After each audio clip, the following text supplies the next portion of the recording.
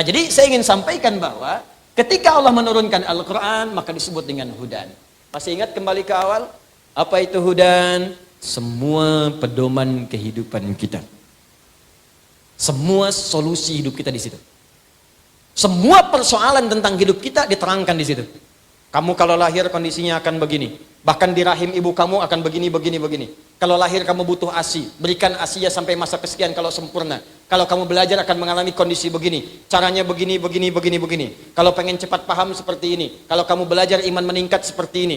Kalau kamu kemudian akan berkelana, kamu akan menemukan kondisi begini. Kamu mungkin akan bertemu dengan pasanganmu. Begini cara meminangnya. Begini cara memberikan maharnya. Begini cara menikah. Sampai dia atur tugas kewajiban di rumah tangganya. Sampai mau kerja diterangkan begini. Sampai disebutkan kalau kamu kerja begini, mungkin akan ada tantangan begini. Ada semua. Karena itu orang yang mendekat pada Quran pasti akan mudah hidupnya. Karena tahu di sebelum mengalami sesuatu sudah tahu apa yang dilakukan. Anda kan baca map nih mau berangkat. Begitu mau berangkat ada kemacetan di titik sekian. Belok kanan, belok kiri. Setelah 300 meter ada tukang somai. Ada semuanya. Nah itu Quran tuh begitu. Bahkan sebelum kita lalui sudah ada. 20 tahun mendatang ketika Anda merencanakan pernikahan akan terjadi seperti ini. Persoalan di rumah tangga dari mulai miskomunikasi sampai hal yang tidak bisa diselesaikan berdua disebutkan. Dan solusinya ada di situ. Nih kalau nggak percaya, saya coba sebutkan dengan cepat. Tidak usah ditulis. Simak saja atau lihat rekaman kemudian. Baru Anda tulis. Cepat. Saat masih dalam kandungan, diberitahu oleh Allah kondisi kandungan akan begini pergerakan janinnya dan seterusnya. Quran surah ke-22 ayat yang kelima. Doanya supaya nanti kalau lahir anaknya soleh, dekat dengan Allah, baik dengan orang tua. Quran surah ke-7 ayat 189. Begitu lahir diberi petunjuk. Ibu yang baru melahirkan berikan ASI sempurna. Kalau pengen komplit berikan 2 tahun. Bapak jangan ganggu ibu, fokuskan bapak untuk mencari rezeki supaya bisa mensuplai kepada ibunya. Quran surah kedua ayat 233. Itu nyata, betul. Ya, wal walidatu yurdi'na auladahunna haulaini kamilaini liman arada an yutimma radha'a wa 'alal mauludi lahu rizquhunna wa kiswatuhunna. Suami yang baru mendapatkan anak keturunan, dorong istri, berikan semangat supaya nanti memberikan ASI dengan kualitas terbaik, jangan diganggu psikologinya. Karena itu tugas-tugas lain bapak yang kemudian dorong itu. Ya maaf ibu dan teman-teman sekalian, kita pasti akan mengerti. Kalau ibu sedang melahirkan, rasa sakit itu setengahnya akan hilang. Ketika bayi kemudian yang hadir dilahirkan disampaikan kepadanya. Setengahnya hilang. Setengahnya lagi ketika suami hadir di sampingnya. Masya Allah mama anak kita sudah lahir sayang. Ih Masya Allah matanya mirip kamu. Tapi kok bibirnya mirip tetangga kita ya? Jalan. Nah itu nanti bahasan yang lain. Naik lagi sampai 2 tahun. Pendidikan pertama apa yang diberikan pada anak 2 tahun? Dia mulai bisa bicara, mulai bergerak, mulai macam-macam. Turun 4 pendidikan dini. Kalau diberikan dengan baik, dia dekat dengan Allah, baik dengan Anda, dan bagus bergaul dengan lingkungan sekitaran. Turun Quran surah ke-31 ayat 13 sampai dengan 19. Dia mulai belajar dengan serius bagaimana supaya dibimbing cepat paham. Turun Quran surah 9 ayat 122. Bagaimana kalau dia belajar, pelajarannya itu naik menjadi orang pintar, imannya juga kuat. Turun bimbingan Quran surah ke-58 ayat ke-11. Bagaimana cara memulainya supaya ditanamkan adalah keilmuan yang kuat. Turun Quran surah 96 ayat 1 sampai dengan 5. Bagaimana cara dipercepat? Kalau menghafal Allah yang tanamkan dalam jiwanya. Walaupun dia mengikuti bacaan cepat menghafalkannya. Turun Quran surah ke-75 ayat 16 sampai dengan 18. Apa amalan untuk mencapai itu? Turun Quran surah kedua di ujung ayat 282. Kemudian naik lagi sampai dia berkelana, mungkin merantau. Jangan semua orang Jogja dikatakan Jogja semua.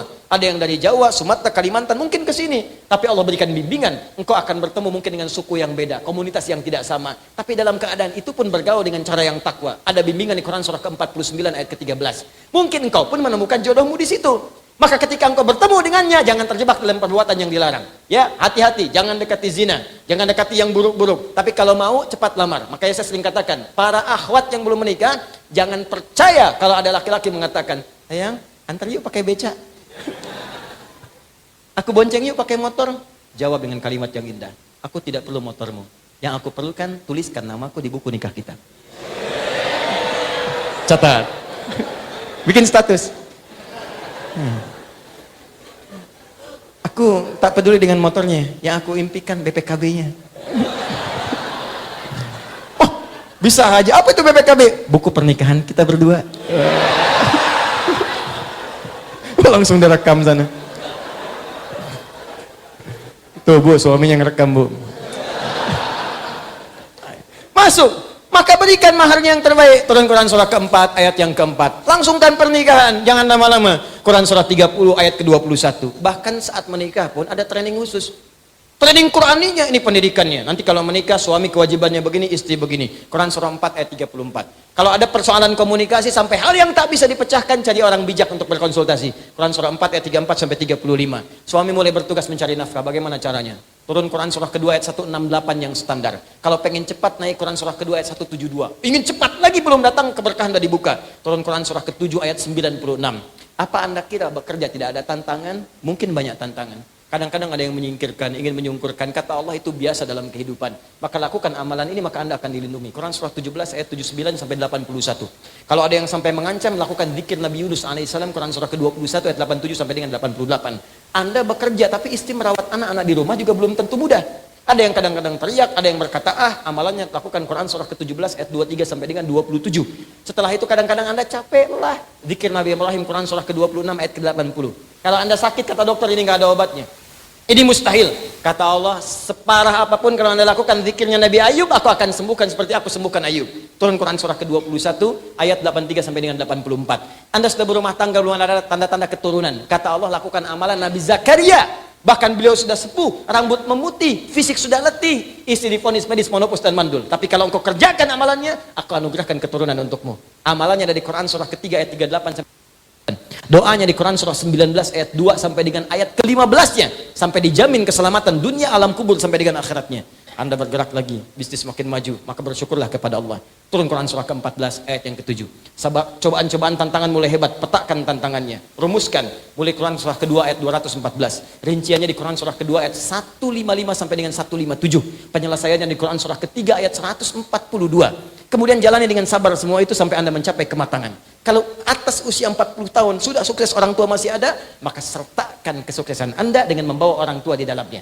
Berikan kemuliaannya, minimal doakan mereka. Tuntunannya di Quran surah ke-46 ayat ke-15. Sampai Anda semakin sepuh, bahkan bersikap seperti anak-anak lagi. Quran surah ke-22 ayat yang ke-5, sampai Anda menyimpulkan, apakah saya akan selamanya di dunia? Tidak, Anda akan pulang. Maka belajar cara pulang yang baik. Supaya tidak macet, supaya tidak lama dan tenang pulangnya. Maka turun bimbingan di Quran surah ke-89 ayat 27 sampai dengan 30. Supaya pulang tenang, dipanggilnya enak, nyaman. Setelah itu kemana saya pergi ya Allah? Kamu akan pergi ke tempat lain meninggalkan dunia. Kamu pergi ke Jogja saja perlu bekal.